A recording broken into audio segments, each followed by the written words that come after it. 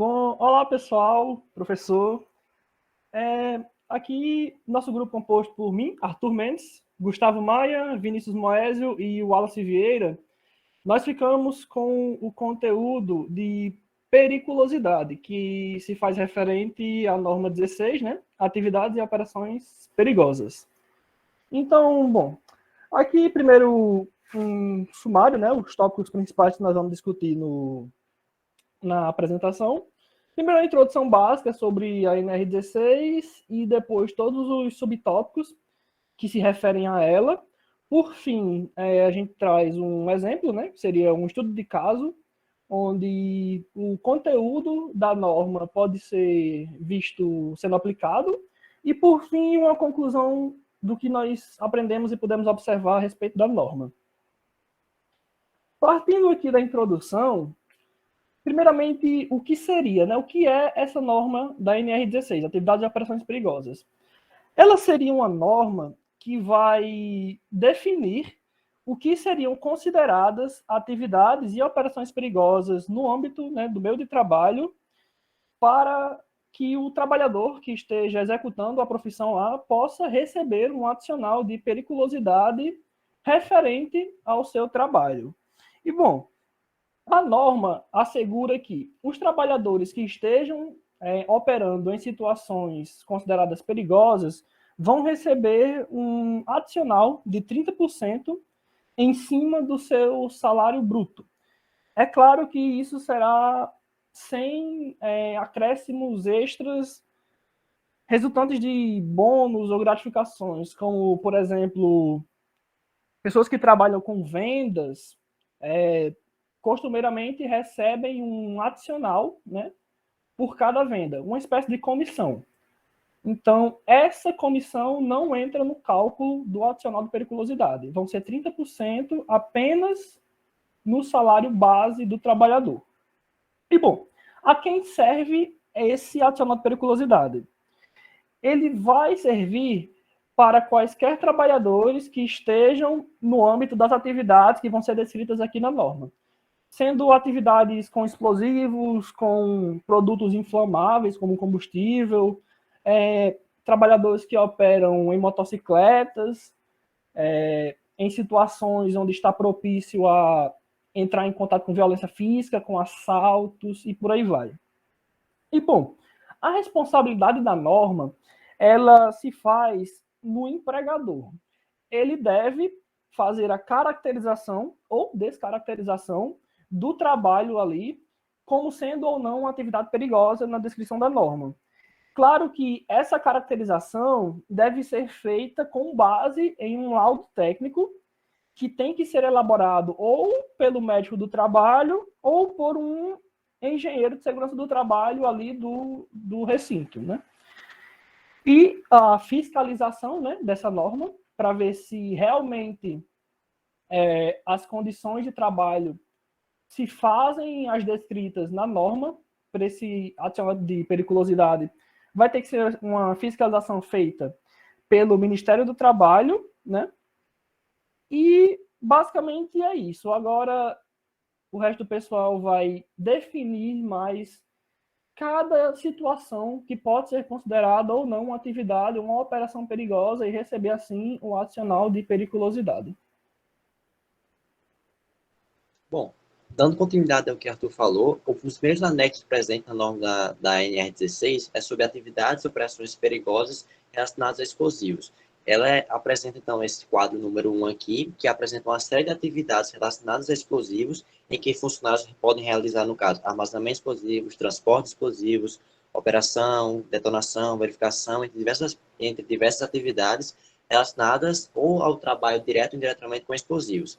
Tais atividades, como o Arthur já falou, ela necessita dos adicionais de 30% da periculosidade, em que para todos esses casos aí são todos os profissionais envolvidos no trabalho diretamente, só que no caso, dentro a situação do item A, no armazenamento de explosivos, além dos próprios trabalhadores que estão na situação de realizar o armazenamento, ou entre outras coisas próximas, vão ter também outras atividades, quer dizer, outros empregos que também vão receber tal benefício porque eles trabalham perto. No caso, se tivermos um armazenamento, um depósito explosivo em um local, e esse depósito também apresenta segurança, outro tipo de funcionário que trabalham por perto, eles também vão estar dentro da norma de receber os seus 30%. Pode passar.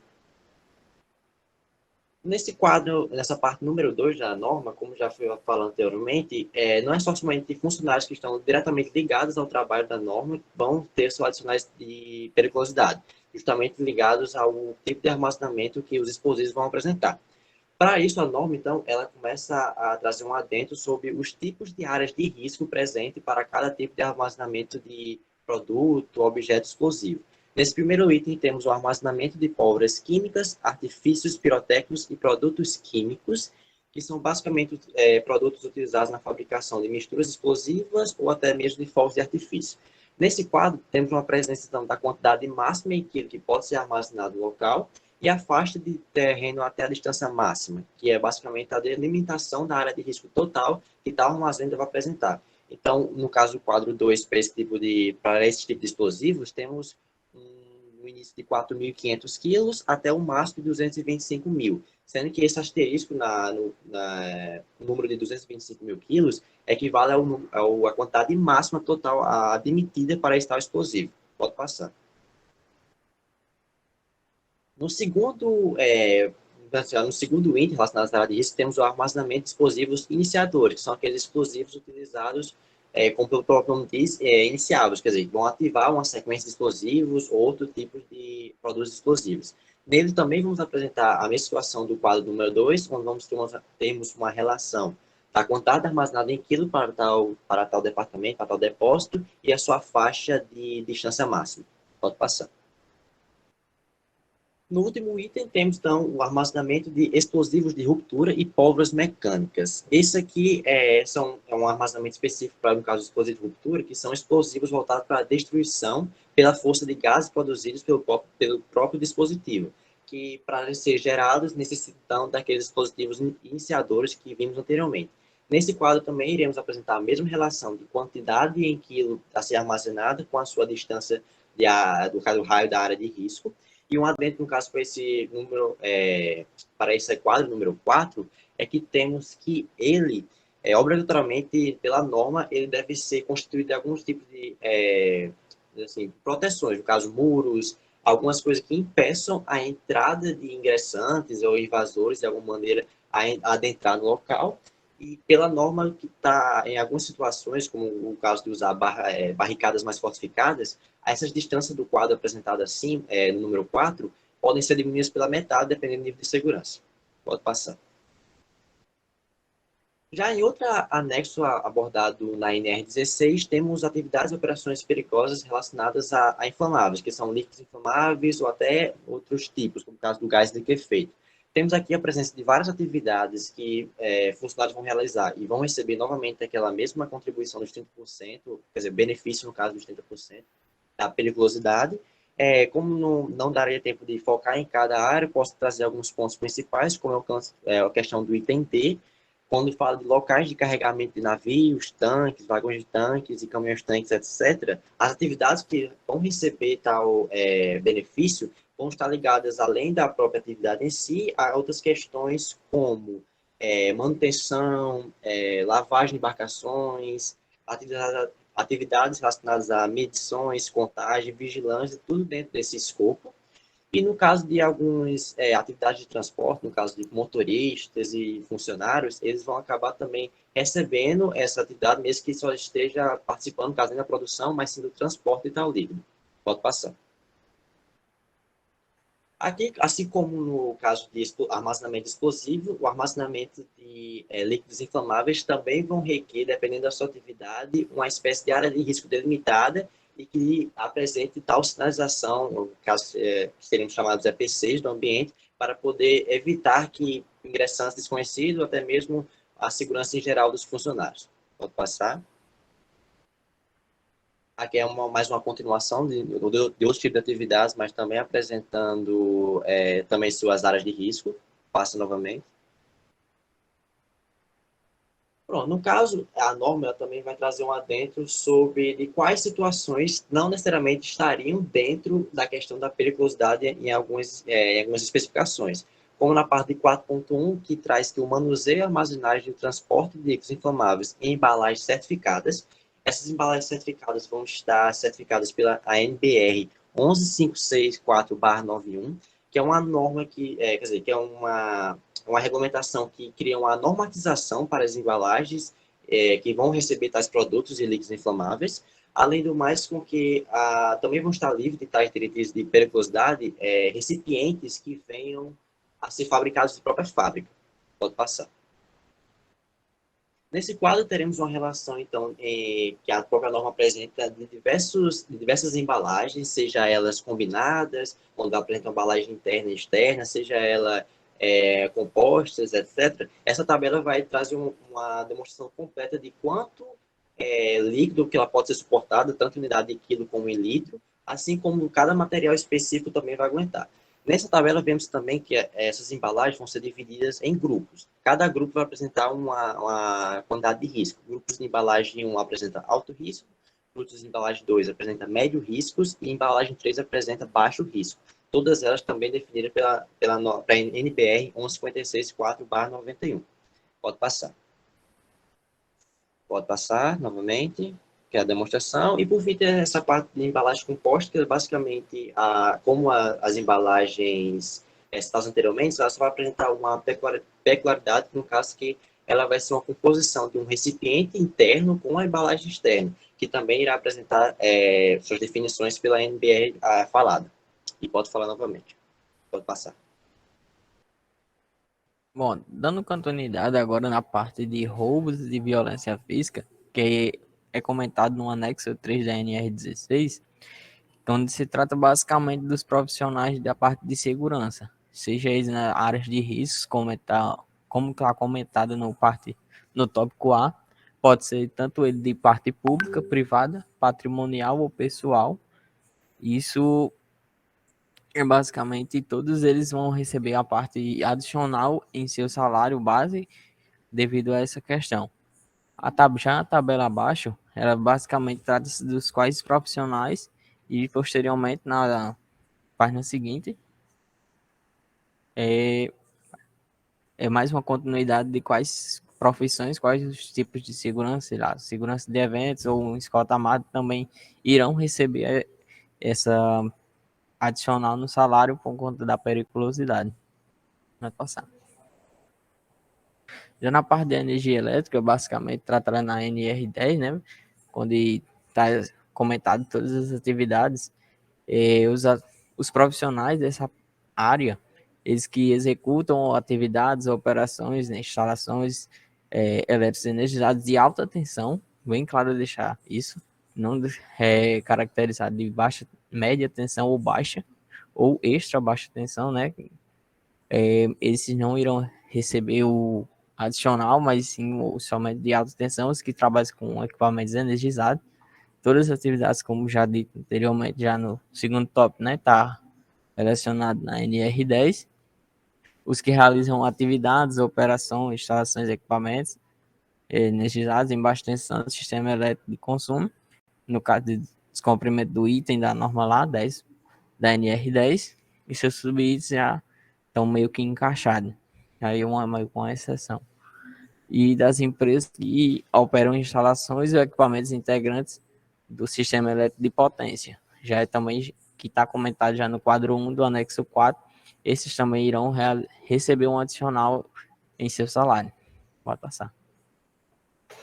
E o trabalho intermitente, né? No caso, os que estão trabalhando cotidianamente com essa exposição, é equiparada à exposição permanente, né, para fins de pagamento integral do adicionado de periculosidade dos meses em que houver exposição, excluídas a exposição eventual, ou seja, aqueles que se expõem eventualmente já estão, no caso, fora desse adicional de periculosidade.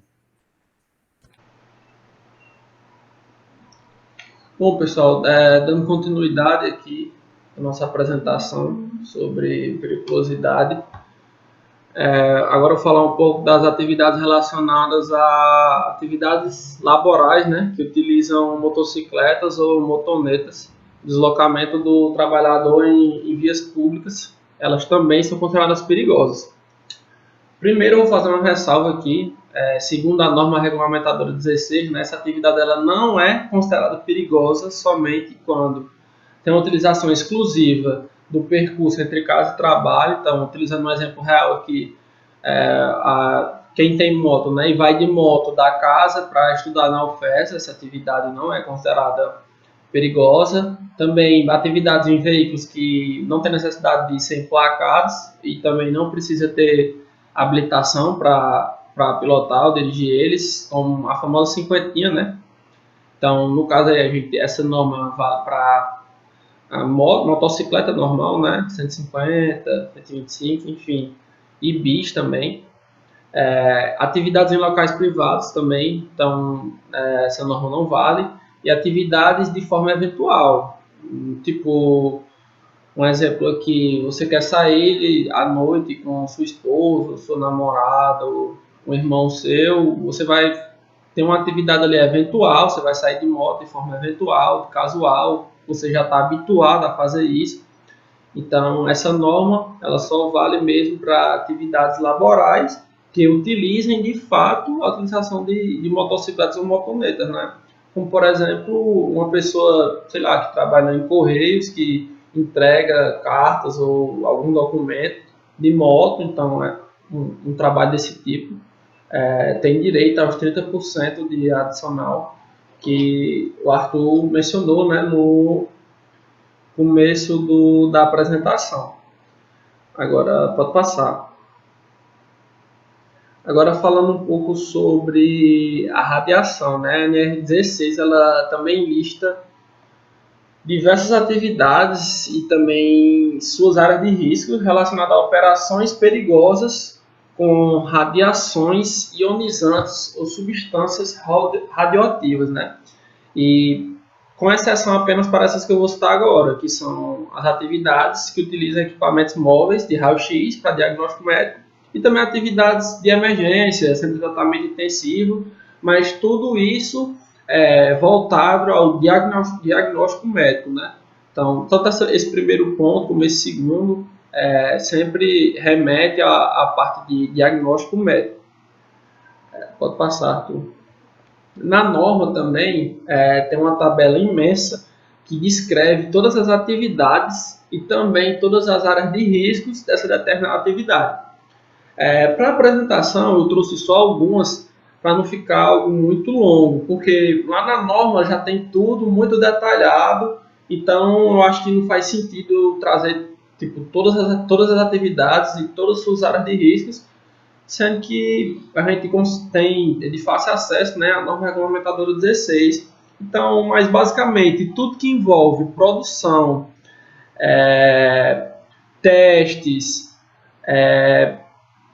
essa parte de mineração também, tratamento de materiais radioativos, tudo isso, e também nessas áreas de risco, aí, só nesses 3 primeiros pontos, 2 deles já tem essa parte de produção, né? Então, tudo que envolve isso vai estar sendo tratado lá na norma, e o trabalhador que esteja atuando nessa atividade, nessa área de risco, ele tem direito, né, por norma, a esses 30% adicional, como o Arthur falou, né, no salário base, não se tiver alguma bonificação ou comissão a mais. Então, eu trouxe só alguns aí, no caso esses 3 primeiros, e pode passar, Arthur, também. Tem esses daí: produção, transformação e tratamento de materiais nucleares, aí, produção de novo, tudo que envolve produção e tratamento, testes, vai ser tratado nessa norma, tá? Então, nessa parte é isso, pode passar. Bom, aproximando aqui mais do final, a gente trouxe um exemplo que, no caso, é um trabalho, né, do Guilherme Moretti Félix, onde ele tem o título Análise de Riscos Ambientais em uma Indústria de Beneficiamento de Soja com relação à insalubridade e periculosidade, um estudo de caso, que trata basicamente do que ele fala, um estudo de caso, onde o autor ele escolheu uma indústria em específico com a qual ele tinha acesso e resolveu examinar a jornada de trabalho, né, e o tipo de trabalho dos funcionários da indústria e ver se os índices de adicional de periculosidade e também de insalubridade se encaixavam, né? E, bom, primeiramente, eu vou pegar aqui só as partes mais referentes realmente à nossa norma, né, de periculosidade, NR16. E, primeiramente, ele faz o que a gente acabou de fazer aqui. Ele dá uma definição, né, bem conceitual do que viria a ser a norma, do que está descrito na norma. E, como a gente fez, todas as vertentes que se encaixam em atividades perigosas e fazem jus ao adicional de periculosidade. Daí, após todas essas definições e exibições dos casos, ele fez uma análise de, como eu falei, quais seriam os funcionários, né, que estariam mais sujeitos, né, como teriam potencial a receber esse adicional de periculosidade. E ele chegou à conclusão de que os únicos funcionários na indústria lá que estariam aptos a receber esse adicional seriam aqueles envolvidos em trabalhos com eletricidade, né? Mais especificamente, o operador de empilhadeira 1, como ele fala, que estaria associado não só a operar as máquinas de empilhadeira, mas também realizar a manutenção mecânica e elétrica dos equipamentos envolvidos, o que coloca ele em contato direto com elementos que envolvem energia elétrica, que mexem com energia elétrica. E também os trabalhadores responsáveis pelas áreas de armazenamento, né, no armazém 3, mais especificamente. Então, seguindo, ele chega, né, a um veredito, a uma conclusão a respeito desses casos, e baseado no que ele já havia exibido da norma, né, da NR16, fazendo essa associação, ele conclui que, levando em consideração os artigos 1º e 2º do decreto, exemplificado na seção 5.8, que é justamente onde ele exibe, né, o especificamento do trabalho com energia elétrica e como esse trabalho deve receber o adicional de periculosidade. Assim, ele conclui que esses funcionários em específico da indústria estão aptos a receber o adicional de 30% no seu salário, sem acréscimos de bonificações, é claro. E é justamente assim que essa norma deve ser estudada e aplicada, né? Ele pega uma situação geral de uma indústria, de uma empresa, realiza uma análise de todos os tipos de trabalho realizados ali naquele local, né? Todos os funcionários, escolhe os que estão com potencial a receber o adicional de periculosidade e vai ver na norma, né, especificamente se eles estão realmente aptos, né? Porque às vezes parece que está, mas não está, né? Alguns casos são bem específicos. E, por fim, uma conclusão rápida aqui do trabalho, né, da apresentação. Nós vemos que o adicional de periculosidade, ele trata de situações muito mais letais, por assim dizer, né? Diferente do adicional de insalubridade, que eu não tenho certeza se um outro grupo pegou para apresentar, mas seria mais relacionado a males mais leves, por assim dizer, que a longo prazo viriam a trazer prejuízo à saúde do trabalhador. Já no caso de periculosidade, não. É algo que traz uma consequência bem mais imediata para a vida do trabalhador e, por isso, deve ser levado bastante a sério. É importante analisar a norma até para os próprios trabalhadores, né, para terem noção de se a sua função se encaixa ou não nas especificações da norma e poder ter os seus direitos, né, ali atendidos. Então, era basicamente isso. Se algum dos meninos quiser falar mais alguma coisa, mas acho que não, né? Era isso. Obrigado pela atenção de todos até aqui e é isso.